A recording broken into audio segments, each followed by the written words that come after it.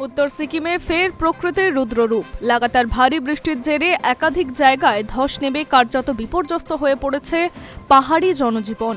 সবচেয়ে বেশি প্রভাব পড়েছে চুংথাং লাচেন সড়কে, যেখানে ধসের কারণে অন্তত 200 জন পর্যটক আটকে পড়েছেন বলে প্রশাসন সূত্রে জানা গিয়েছে। পর্যটন মৌসুমের মাঝেই এই ঘটনায় উদ্বেগ ছড়িয়েছে পর্যটক ও স্থানীয়দের মধ্যে।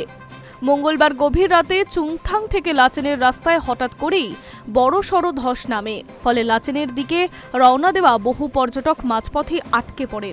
পরিস্থিতি দ্রুত জটিল হয়ে যায়, তবে তৎপরতার সঙ্গে উদ্ধার কার্য শুরু করে স্থানীয় প্রশাসন। বাঙ্গান জেলার প্রশাসন আটকে পড়া পর্যটকদের রাতারাতি নিরাপদ আশ্রয় সরিয়ে নিয়ে গিয়েছে।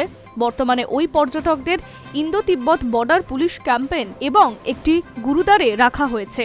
সেখানে তাদের থাকার ও খাবারের ব্যবস্থা করা হয়েছে। প্রশাসনের আধিকারিকরা ঘটনাস্থলে উপস্থিত থেকে পরিস্থিতির উপর নজর রাখছেন। পর্যটকদের নিরাপত্তা এই মুহূর্তে প্রশাসনের প্রধান অধিকার বলে জানানো হয়েছে। একদিকে ধসে ক্ষতিগ্রস্ত রাস্তা দ্রুত মেরামতির কাজ শুরু করেছে বর্ডার রোডস অর্গানাইজেশন, তবে টানা বৃষ্টি চলতে থাকায় কাজ ব্যাহত হতে পারে। আবহাওয়া অনুকূলে না এলে এবং রাস্তা সম্পূর্ণ নিরাপদ ঘোষণা না করা পর্যন্ত যান চলাচল স্বাভাবিক করা হবে না বলে প্রশাসন সূত্রে জানানো হয়েছে।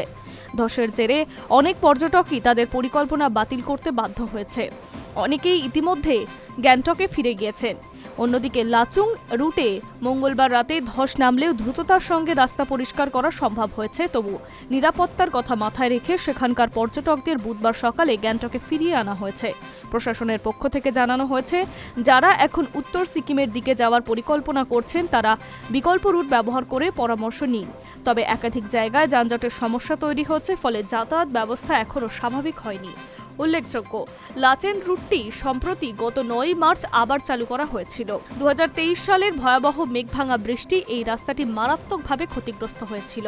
দীর্ঘ মেরামতির পর ফের চালু হলে নতুন করে বৃষ্টি ও ধসের পরিস্থিতিতে আবার জটিল করে তুলেছে সেই রাস্তা।